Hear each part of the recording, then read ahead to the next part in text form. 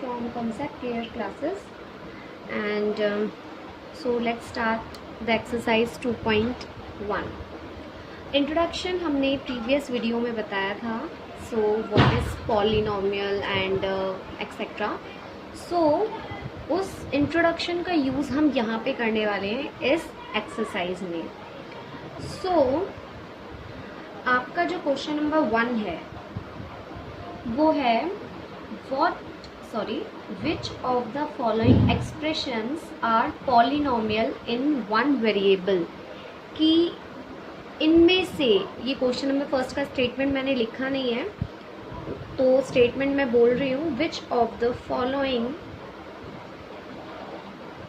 expressions are polynomial. कि कौन कौन सी expressions यहाँ पे polynomial है in one variable, only one variable में, एंड विच आर नॉट, और कौन नहीं है. सिर्फ एक ही वेरिएबल में पॉलिनोमियल होना चाहिए और उसका रीज़न भी हमें देना है. So let's start. If I start with first expression 4x² minus 3x plus 7, तो सबसे पहले आप ये देखोगे कि यहाँ पर कितने वेरिएबल्स हैं. यहाँ पर ओनली एक x ही वेरिएबल है. यहाँ पर भी x वेरिएबल है, यहाँ पर भी एक वेरिएबल x है. यहाँ पे डिग्री, हमें डिग्री से कोई नहीं लेना देना. पहले हमें सिर्फ एक वेरिएबल देखना है, उसके बाद हम डिग्री देखेंगे. ओके. सो पहले तो ये देखो कि ये एक ही नंबर में है, एक ही वेरिएबल में है. अब उसके बाद हम डिग्री देखते हैं. किसी की डिग्री होल नंबर नहीं है, ऐसा नहीं होना चाहिए. होल नंबर कंपलसरी है. ठीक है, तो होल नंबर तो होना ही चाहिए डिग्री में. ठीक है. सपोज यहाँ पे एक्स वेरिएबल की पावर जो भी है पूरे एक्सप्रेशन में x की पावर होल नंबर ही होनी चाहिए. ठीक है. यहाँ पे x की पावर 2 है, यहाँ पे x की पावर 1 है, यहाँ पे x की पावर 0 है. सो होल नंबर है. तो हम क्या बोलेंगे? So it is a polynomial in one variable. I think it is clear for you. And then second, y² plus √2. तो यहाँ पर आप देखो, यहाँ पर y है और यहाँ पे नहीं है. तो यहाँ पर नहीं है, कोई बात नहीं, y की पावर हम 0 मान सकते हैं. सपोज मैं अगर इसको लिख दूँ y की पावर 0 तो कोई दिक्कत नहीं है. ये है y². ठीक है. तो y की पावर यहाँ पे होल पावर है, मतलब होल नंबर में है. सो दैट्स वाई ये भी क्या है, एक, मैं इसको पूरा नहीं लिख रही हूँ, ऐसे डैश डैश लिख रही हूँ. सो आप समझ लेना. यहाँ पे y² प्लस √2 और यहाँ पे हम y की पावर 0 लिख सकते हैं. So it is also a polynomial in one variable y. यहाँ पर वन वेरिएबल कौन सा था? x. एंड इसमें वन वेरिएबल कौन सा है? y. Third, 3√t plus t√2. यहाँ पर भी t है, यहाँ पर भी t है, तो वन वेरिएबल तो है. लेकिन यहाँ पर √t आप जानते हो कि किसी की भी पावर रूट होती है, इसका मतलब कि t की पावर उसमें 1/2 है. राइट. एंड t की पावर 1/2, इट मीन्स कि t की पावर होल नंबर में नहीं है. और अगर होल नंबर में नहीं है तो वो पॉलिनोमियल नहीं होगा. सो उसका स्टेटमेंट हम कैसे लिखेंगे ये देखते हैं. सबसे पहले तो लिखेंगे कि it is not a polynomial. It is not a polynomial as the power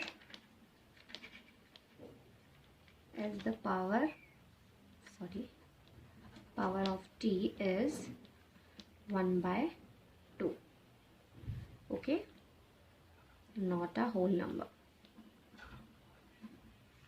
क्योंकि यहाँ पर हमें रीज़न भी देना कंपलसरी था, तो हमने यहाँ पे रीज़न दिया कि it is not a polynomial as the power of t is 1/2, क्योंकि होल पावर नहीं है, होल नंबर नहीं है. So that's why. Fourth, y, यहाँ पर भी y है, यहाँ पर भी y है, पूरी एक्सप्रेशन एक ही वेरिएबल से है. बट अगर सपोज यहाँ पर 1/y है तो हम मान सकते हैं कि यहाँ पर y की पावर 1 है. अब 2/y की पावर 1 है, y की पावर ऊपर जाएगा तो y की पावर तो -1 हो जाएगा. तो इस एक्सप्रेशन को तो हम ऐसे भी लिख सकते हैं, y प्लस 2y की पावर -1, बिकॉज 2 तो एज इट इज़, y की पावर 1 जब ऊपर जाएगा तो -1 में पावर हो जाएगा. राइट. सो ये भी क्या है, होल नंबर नहीं है पावर में. सो दैट्स वाई हम इसका रीज़न भी सेम यही लिखेंगे. So it is not a polynomial. मैं लास्ट वाला लिख देती हूँ फोर्थ में. As the power of y is -1, not a whole number. ठीक है, तो यहाँ पे सबसे पहले हम देखेंगे कि वेरिएबल 1 होना चाहिए, मतलब एक ही वेरिएबल में पूरी एक्सप्रेशन होनी चाहिए, और उसके बाद फिर हम डिग्री देखेंगे, मतलब पावर देखेंगे कि वो एक होल नंबर होना चाहिए. ओके, सो ये हो गया हमारा first question complete. Let's start the question number second. Question number second का स्टेटमेंट है कि हमें यहाँ पे कोफिशिएंट बताने हैं. सो मैं स्टेटमेंट बोल देती हूँ एक बार. राइट, ये जो क्वेश्चन नंबर 2 है इसका स्टेटमेंट है right the coefficient of x square in each of the following. इसका मतलब कि ये सारे जो एक्सप्रेशंस आपको दिए हैं इनका क्या करना है, यहाँ पे एक्स स्क्वायर का कोफिशिएंट बताना है. सो सबसे पहले आप फर्स्ट में देखो एक्स स्क्वायर कहाँ पे है, ये रहा. तो एक्स स्क्वायर से क्या नंबर मल्टीप्लाई हो रहा है, तो एक्स स्क्वायर से मल्टीप्लाई हो रहा है 1, है ना, क्योंकि एक्स स्क्वायर के कोफिशिएंट में ओनली 1 है, 1 से मल्टीप्लाई हो रहा है. सो एक्स स्क्वायर का कोफिशिएंट हो जाएगा 1. इसी तरीके से अगर हम यहाँ पे देखेंगे, यहाँ पे +1 ही है मल्टीप्लाई में, है ना. यहाँ पर सेकंड में अगर हम देखेंगे 2 - एक्स स्क्वायर, तो माइनस एक्स स्क्वायर का क्या मतलब है कि एक्स स्क्वायर से क्या मल्टीप्लाई हो रहा है, 1. साइन भी आप ध्यान से देखोगे, यहाँ पर माइनस साइन है, इट मीन्स कि -1 इससे मल्टीप्लाई हो रहा है. सो सेकंड का है -1 कोफिशिएंट जो है इसका. ये थर्ड क्वेश्चन है, राइट.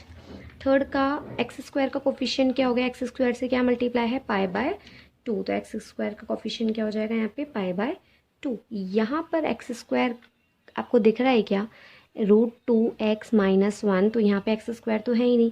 सपोज मैं यहाँ पे कुछ भी या प्लस या माइनस लगा के एक्स स्क्वायर लगा दूँ, तो इसको मैं मल्टीप्लाई कर देती हूँ 0 से. इसका मतलब ये टर्म है या नहीं, एक ही बात है, राइट.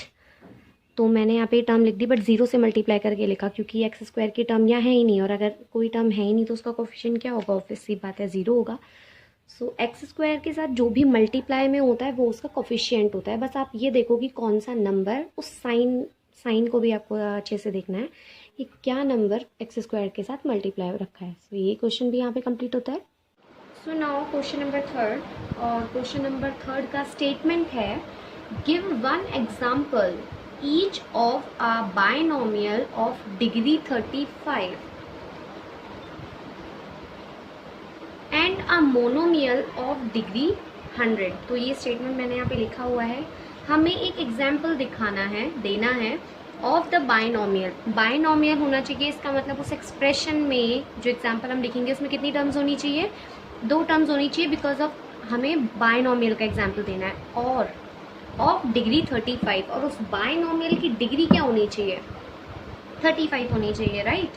तो बाइनोमियल का एग्जांपल हम कुछ भी दे सकते हैं सपोज, और 1 वेरिएबल में ही देना है हमें, क्योंकि 1 वेरिएबल में ही ठीक रहेगा.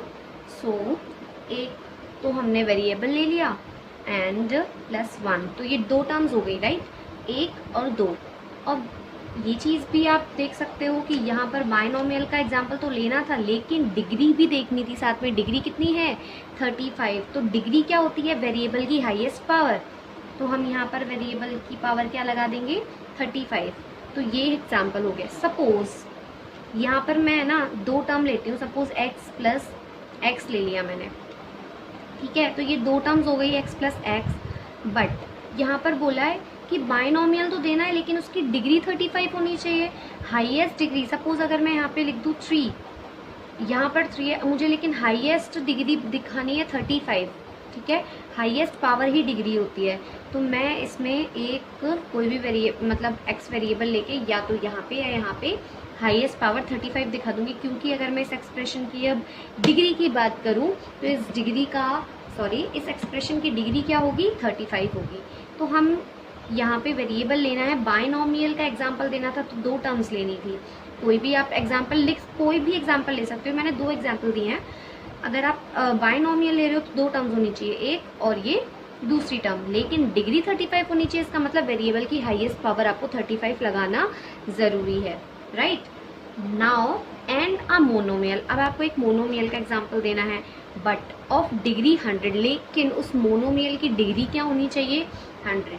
सपोज मोनोमियल में तो एक ही टर्म होगी, और एक ही टर्म है वो तो हमें उसको वेरिएबल में ही लेना पड़ेगा, क्योंकि अगर हम नॉर्मल कांस्टेंट ले लेंगे तो वहाँ पे डिग्री तो लगा ही नहीं पाएंगे, राइट. सपोज मैंने ले लिया y, सॉरी y भी आप ले सकते हो, मैंने अभी लिया x, तो कोई भी एग्जांपल ले सकते हो। मोनोमियल का लेना है, एक ही टर्म होनी चाहिए और हाईएस्ट पावर होनी चाहिए 100, तो हमने यहाँ पे 100 लिख दिया। मतलब x एक ही वेरिएबल लेना था बिकॉज हमें एक ही टर्म लेनी है मोनोमियल के एग्जाम्पल के लिए, और उसी की पावर हमने क्या लगा दी 100। इसकी भी पावर हम 100 लगा सकते हैं, तो आप या तो x की पावर 100 एग्जाम्पल ले लो या y की पावर 100 एग्जाम्पल ले लो, कोई भी एग्जाम्पल ले सकते हो, बट मोनोमियल का लेना है यहाँ पे। यहाँ पर हमें एक सेकेंड, सॉरी यहाँ पे बायनोमियल आएगा, ये बायनोमियल का एग्जाम्पल था और ये मोनोमियल का एग्जाम्पल था, sorry for correction.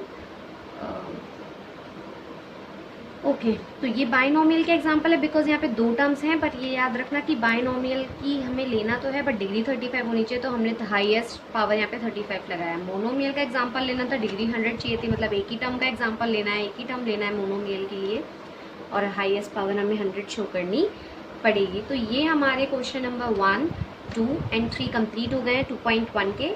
And now 2.1 के 2 क्वेश्चंस बचते हैं, 4th एंड 5th, वो नेक्स्ट वीडियो में पढ़ेंगे। आई think it is clear for you. Okay, thank you.